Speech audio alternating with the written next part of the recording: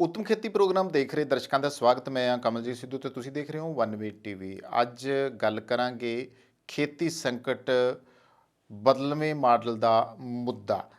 ਤਾਂ ਪਵੇਲ ਕੁੱਸਾ ਜਿਹੜੇ ਕਿ ਸੀਨੀਅਰ ਰਿਪੋਰਟਰ ਨੇ, ਉਹਨਾਂ ਦੀ ਇੱਕ ਲਿਖਤ ਦੇ ਮੁਤਾਬਕ ਜੇ ਆਪਾਂ ਗੱਲ ਕਰੀਏ ਖੇਤੀ ਮਾਡਲ ਦੇ ਬਾਰੇ ਵਿੱਚ, ਤਾਂ ਪੰਜਾਬ ਦਾ ਖੇਤੀ ਸੰਕਟ ਇਸ ਹੱਲ ਦਾ ਪੱਖਵੀਂ ਬਹਿਸ ਦਾ ਵਿਸ਼ਾ ਆ।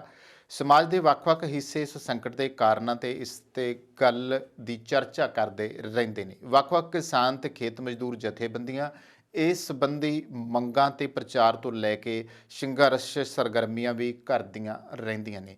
ਬੁੱਧੀਜੀਵੀ ਹਲਕੇ ਵੀ ਇਸ ਸੰਕਟ ਬਾਰੇ ਵਿਚਾਰ ਪ੍ਰਗਟਾਉਂਦੇ ਰਹਿੰਦੇ ਨੇ। ਪੰਜਾਬ ਸਰਕਾਰ ਨਵੀਂ ਖੇਤੀ ਲਿਆਉਣ ਦੀ ਜਿਹੜੀ ਗੱਲ ਆ ਉਹ ਕਹਿ ਰਹੀ ਆ, ਜਿਸ ਦੇ ਹਵਾਲੇ ਨਾਲ ਵੀ ਕਈ ਹਲਕਿਆਂ ਵੱਲੋਂ ਬਦਲਵੇਂ ਖੇਤੀ ਮਾਡਲ ਦੇ ਉੱਤੇ ਜਿਹੜੀ ਚਰਚਾ ਆ ਉਹ ਕੀਤੀ ਜਾ ਰਹੀ ਆ। ਝੋਨੇ ਦੀ ਫਸਲ ਨਾਲ ਜੁੜ ਕੇ ਤੇ ਪਾਣੀ ਦਾ ਜਿਹੜਾ ਸੰਕਟ ਹੈ ਉੱਭਰਦੇ ਦ੍ਰਿਸ਼ ਚੋਂ ਖੇਤੀ ਖੇਤਰ 'ਚ ਬਦਲਵੀਆਂ ਫਸਲਾਂ ਦੀ ਚਰਚਾ ਜਿਹੜੀ ਆ ਹੁਣ ਜ਼ੋਰ ਫੜ ਚੁੱਕੀ ਹੈ। ਜਿਵੇਂ ਮਿਲਟ ਦੀ ਅਸੀਂ ਗੱਲ ਕਰਦੇ ਰਹਿੰਦੇ ਹਾਂ। ਝੋਨੇ ਤੇ ਕਿਸਾਨੀ ਦਾ ਛੁਟਕਾਰਾ ਕਰਾਉਣ ਤੇ ਸੂਬੇ ਦੇ ਵਾਤਾਵਰਨ ਅਨੁਕੂਲ ਫਸਲਾਂ ਦੀ ਪੈਦਾਵਾਰ ਕਰਨ ਦੀਆਂ ਮੰਗਾਂ ਵੀ ਕਿਸਾਨ ਜਥੇਬੰਦੀਆਂ ਵੱਲੋਂ ਉਭਾਰੀਆਂ ਜਾਂਦੀਆਂ ਨੇ। ਇਸ ਸਮੁੱਚੇ ਪ੍ਰਸੰਗ ਦਰਮਿਆਨ ਬਦਲਵੇਂ ਖੇਤੀ ਮਾਡਲ ਦਾ ਮੁੱਦਾ ਸੂਬੇ ਦੇ ਅਹਿਮ ਮੁੱਦੇ ਵਜੋਂ ਉੱਭਰ ਕੇ ਸਾਹਮਣੇ ਆਇਆ ਹੈ।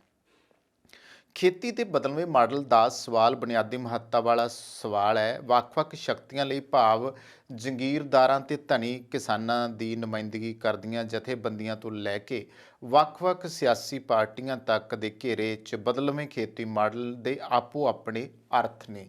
ਪਰ ਖੇਤੀ ਖੇਤਰ ਵਿਚਲੀ ਕਿਰਤ ਸ਼ਕਤੀ ਲਈ ਬਦਲਵੇਂ ਹਕੀਕੀ ਲੋਕ ਪੱਖੀ ਜਿਹੜਾ ਖੇਤੀ ਮਾਡਲ ਦਾ ਅਰਥ ਖੇਤੀ ਖੇਤਰ ਦੇ ਪੈਦਾਵਾਰ ਸੰਬੰਧੀ ਜਿਹੜੀ ਬੁਨਿਆਦੀ ਤਬਦੀਲੀ ਤੋਂ ਹੈ। ਹੁਣ ਜੇ ਗੱਲ ਕਰੀਏ ਨਾ ਮੌਜੂਦਾ ਰਾਜ ਪ੍ਰਬੰਧ ਅੰਦਰ ਫਸਲਾਂ ਦੀ ਤਬਦੀਲੀ ਜਾਂ ਫਸਲਾਂ ਦੀ ਖਰੀਦ ਦੇ ਮੁੱਦਿਆਂ ਨੂੰ ਬਦਲਵੇਂ ਖੇਤੀ ਮਾਡਲ ਬਾਰੇ, ਤਾਂ ਇਸ ਨੂੰ ਬਦਲਵਾਂ ਖੇਤੀ ਮਾਡਲ ਕਰਾਰ ਨਹੀਂ ਦਿੱਤਾ ਜਾ ਸਕਦਾ। ਫਸਲਾਂ ਦੇ ਪੈਦਾਵਾਰ ਦੇ ਪੈਟਰਨ ਵਿੱਚ ਤਬਦੀਲੀਆਂ, ਸਿੰਚਾਈ ਪ੍ਰਬੰਧਾਂ 'ਚ ਤਬਦੀਲੀਆਂ ਜਾਂ ਫਿਰ ਖਰੀਦ ਪ੍ਰਬੰਧ ਵਿੱਚ ਤਬਦੀਲੀਆਂ ਵੀ ਚਾਹੇ ਮਹੱਤਵਪੂਰਨ ਹੋ ਸਕਦੀਆਂ ਆ, ਪਰ ਅਜਿਹੀਆਂ ਤਬਦੀਲੀਆਂ ਤਾਂ ਰਾਜ ਭਾਗ ਆਪਣੀਆਂ ਬਦਲਦੀਆਂ ਜ਼ਰੂਰਤਾਂ ਅਨੁਸਾਰ ਵੀ ਕਰਦਾ ਰਹਿੰਦਾ ਆ। ਹੁਣ ਇੱਥੇ ਗੱਲ ਕਰਦੇ ਹਾਂ ਵੀ ਹਰੇ ਇਨਕਲਾਬ ਦਾ ਮਾਡਲ ਵੀ ਇੱਕ ਅਜਿਹੀ ਤਬਦੀਲੀ ਸੀ ਜਿਹੜੀ ਖੇਤੀ ਖੇਤਰ 'ਚੋਂ ਸਾਮਰਾਜੀ ਕੰਪਨੀਆਂ ਵੱਲੋਂ ਲੁੱਟ ਕਰਨ ਲਈ ਲੋੜੀਂਦੀ ਦਖਲ ਅੰਦਾਜ਼ੀ ਸੀ, ਜਿਸ ਨੇ ਪਹਿਲਾਂ ਵਾਲੇ ਖੇਤੀ ਸੰਕਟ ਨੂੰ ਹੋਰ ਡੂੰਘਾ ਕਰ ਦਿੱਤਾ। ਇਸੇ ਸੰਕਟ ਦੇ ਨਾਂ ਹੇਠ ਹੀ ਫਸਲਾਂ ਦੀ ਖਰੀਦ ਵਿੱਚ ਕਾਰਪੋਰੇਟ ਘਰਾਣਿਆਂ ਦੀ ਪਹੁੰਚ ਬਣਾਉਣ ਲਈ ਕੇਂਦਰ ਸਰਕਾਰ ਨੇ ਨਵੇਂ ਕਾਨੂੰਨ ਲਿਆਂਦੇ ਤੇ ਕਿਸਾਨ ਪੱਖੀ ਕੁਝ ਉਸਾਰੂ ਤਬਦੀਲੀਆਂ ਵੀ ਮਾਮੂਲੀ ਸੁਧਾਰਾਂ ਦਾ ਸਬੱਬ ਹੀ ਬਣਦੀਆਂ ਨੇ। ਸੰਕਟ ਦੇ ਹੱਲ ਦਾ ਸਾਧਨ ਨਹੀਂ, ਇੱਕ ਵੱਡੀ ਗੱਲ ਹੈ। ਸਾਡੇ ਸੂਬੇ ਪੰਜਾਬ ਦਾ ਜਿਹੜਾ ਖੇਤੀ ਸੰਕਟ ਹੈ ਸਮੁੱਚੇ ਮੁਲਕ ਦੀ ਆਰਥਿਕਤਾ ਦੇ ਸੰਕਟ ਦਾ ਹੀ ਹਿੱਸਾ ਆ। ਦੇਸ਼ ਅੰਦਰ ਖੇਤੀ ਦਾ ਮੌਜੂਦਾ ਸੰਕਟ ਇਸ ਦੀ ਜੰਗੀਰੂ ਤੇ ਸਾਮਰਾਜੀ ਲੁੱਟ ਵਿੱਚ ਪਿਆ ਆ, ਜਿਹੜਾ ਹਰੇ ਇਨਕਲਾਬ ਦੇ ਲਾਗੂ ਹੋਣ ਮਗਰੋਂ ਹੋਰ ਵੀ ਤੇਜ਼ ਹੋ ਚੁੱਕਿਆ ਆ। ਕਿਸਾਨਾਂ ਦੀ ਕਿਰਤ ਸ਼ਕਤੀ ਦੀ ਲੁੱਟ ਮੁੱਖ ਤੌਰ ਤੇ ਸਾਮਰਾਜੀ ਕੰਪਨੀਆਂ ਉੱਤੇ ਜ਼ਮੀਨੀ ਲਗਾਨ ਦੇ ਰੂਪ 'ਚ ਜਗੀਰਦਾਰਾਂ ਕੋਲੇ ਜਾਂਦੀ ਹੈ। ਜ਼ਮੀਨ ਦੀ ਜਿਹੜੀ ਥੋੜ ਹੈ ਗਰੀਬ ਤੇ ਬੇਜ਼ਮੀਨੇ ਕਿਸਾਨਾਂ ਨੂੰ ਭਾਰੀ ਲਗਾਨ ਤਾਰਨ ਲਈ ਮਜਬੂਰ ਕਰਦੀ ਹੈ।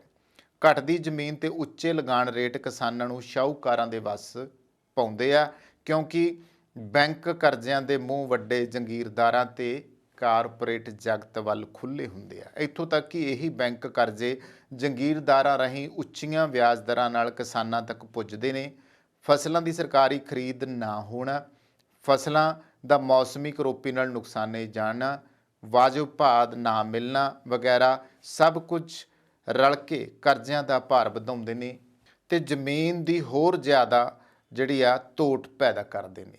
ਪਿਛਲੇ ਕਈ ਦਹਾਕਿਆਂ ਤੋਂ ਗਰੀਬਾਂ ਤੇ ਕਿਸਾਨਾਂ ਦੀ ਜ਼ਮੀਨ ਖੁਰ ਕੇ ਥੋੜ੍ਹੇ ਹੱਥਾਂ ਵਿੱਚ ਕੇਂਦਰਿਤ ਹੋਣ ਦਾ ਇੱਕ ਵੱਡਾ ਹਿੱਸਾ ਰੇਹਾਂ ਸਪਰੇਆਂ ਬੀਆਂ ਤੇ ਮਸ਼ੀਨਰੀ ਵਾਲੀਆਂ ਬਹੁਕੌਮੀ ਕੰਪਨੀਆਂ ਦੇ ਕੋਲੇ ਚਲਾ ਜਾਂਦਾ ਹੈ। ਖੇਤੀ ਲਾਗਤ ਵਸਤਾਂ ਦੀ ਮੰਡੀ ਤੇ ਸਾਮਰਾਜੀ ਬਹੁਕੌਮੀ ਕੰਪਨੀਆਂ ਦੀ ਸਰਦਾਰੀ ਹੋਣ ਕਰਕੇ ਇਹਨਾਂ ਲਾਗਤ ਵਸਤੂਆਂ ਦੀਆਂ ਬੇਹੱਦ ਉੱਚੀਆਂ ਕੀਮਤਾਂ ਫਸਲ ਉਤਪਾਦਨ ਦੀ ਕਮਾਈ ਦਾ ਕਾਫੀ ਹਿੱਸਾ ਨਿਚੋੜ ਲੈਂਦੀਆਂ ਨੇ। ਇਸ ਦਾ ਸਿੱਟਾ ਵੀ ਮੋੜਵੇਂ ਰੂਪ ਵਿੱਚ ਸ਼ਾਹੂਕਾਰਾ ਕਰਜ਼ ਜਾਲ ਦੇ ਰੂਪ ਵਿੱਚ ਕਿਸਾਨ ਜਦੋਂ ਫਸ ਜਾਂਦਾ ਆ ਉਹਦੇ ਵਿੱਚ ਹੀ ਨਿਕਲਦਾ ਆ।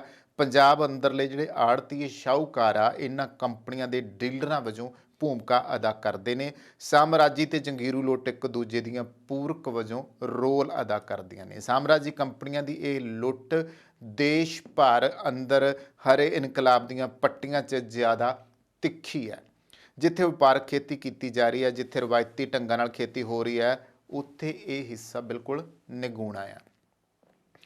ਪੰਜਾਬ ਖੇਤੀਬਾੜੀ ਸੰਕਟ ਦਾ ਸਭ ਤੋਂ ਪੀੜਤ ਹਿੱਸਾ ਖੇਤ ਮਜ਼ਦੂਰ ਨੇ, ਜਿਹੜੇ ਖੇਤੀ ਵਿਚਲੇ ਮਸ਼ੀਨੀਕਰਨ ਅਤੇ ਹੋਰਨਾਂ ਵਸਤੂਆਂ ਦੀ ਵਰਤੋਂ ਕਾਰਨ ਆਪਣਾ ਰੁਜ਼ਗਾਰ ਗਵਾ ਚੁੱਕੇ ਨੇ। ਕਿਉਂਕਿ ਜਦੋਂ ਮਸ਼ੀਨੀਕਰਨ ਆ ਗਿਆ, ਖੇਤਾਂ 'ਚੋਂ ਮਜ਼ਦੂਰ ਜਿਹੜੇ ਆ ਉਹ ਆਪਣੇ ਆਪ ਬਾਹਰ ਹੋ ਗਏ। ਉਹਨਾਂ ਨਾਲ ਤਾਂ ਵੱਡਾ ਧੱਕਾ ਹੋਇਆ ਇਸ ਮਾਮਲੇ 'ਚ। ਅਤੇ ਸਾਮਰਾਜੀ ਸੰਸਾਰੀਕਰਨ ਦੀਆਂ ਨੀਤੀਆਂ ਨੇ ਮੁਲਕ ਦੇ ਨਿਗੂਣੇ ਸਨਅਤੀਕਰਨ ਨੂੰ ਹੋਰ ਵੀ ਪਿੱਛੇ ਧੱਕ ਦਿੱਤਾ ਅਤੇ ਰੁਜ਼ਗਾਰ ਦੇ ਬਦਲਵੇਂ ਸਰੋਤ ਵਜੋਂ ਮੁਲਕ ਦੀ ਸਨਅਤ ਖੇਤ ਮਜ਼ਦੂਰਾਂ ਨੂੰ ਸਮਾਉਣ ਯੋਗੀ ਨਹੀਂ। ਉਹ ਕਿੰਨਾ ਕੁ ਕੰਮ ਦੇ ਦੇਣਗੇ।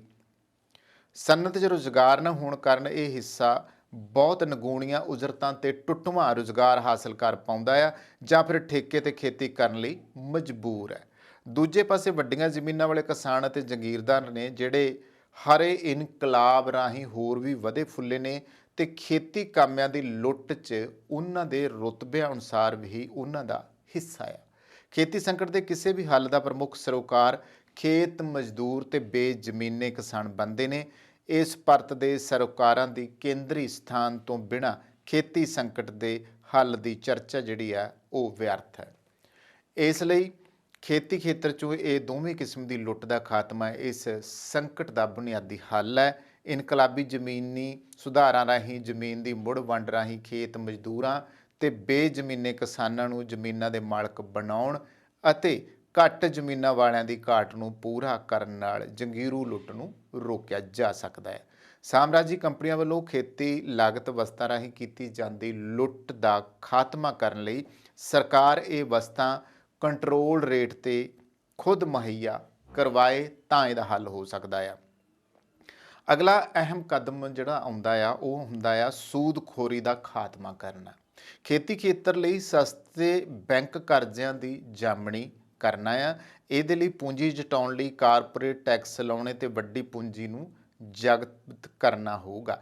ਇਹਨਾਂ ਕਦਮਾਂ ਤੋਂ ਬਿਨਾਂ ਬਾਕੀ ਦੇ ਸਾਰੇ ਕਦਮ ਇਸ ਸੰਕਟ ਦੇ ਹੱਲ ਲਈ ਨਾ ਕਾਫੀ ਹੋਣਗੇ। ਇਹਨਾਂ ਤੋਂ ਬਾਅਦ ਦੂਜੀ ਵੰਨਗੀ ਦੇ ਕਦਮ ਆਉਂਦੇ ਨੇ, ਜਿਹੜੇ ਇਹਨਾਂ ਬੁਨਿਆਦੀ ਕਦਮਾਂ ਦੇ ਨਾਲ ਹੀ ਅਸਰਦਾਰ ਹੋ ਸਕਦੇ ਨੇ, ਜਿਵੇਂ ਫਸਲਾਂ ਦੇ ਲਾਹੇਵੰਦ ਭਾਅ ਤੇ ਮੰਡੀਕਰਨ ਦੇ ਸਰਕਾਰੀ ਇੰਤਜ਼ਾਮ। ਅਸੀਂ ਪਹਿਲਾਂ ਵੀ ਅੱਗੇ ਇਹ ਗੱਲਾਂ ਕਰਦੇ ਰਹੇ ਹਾਂ।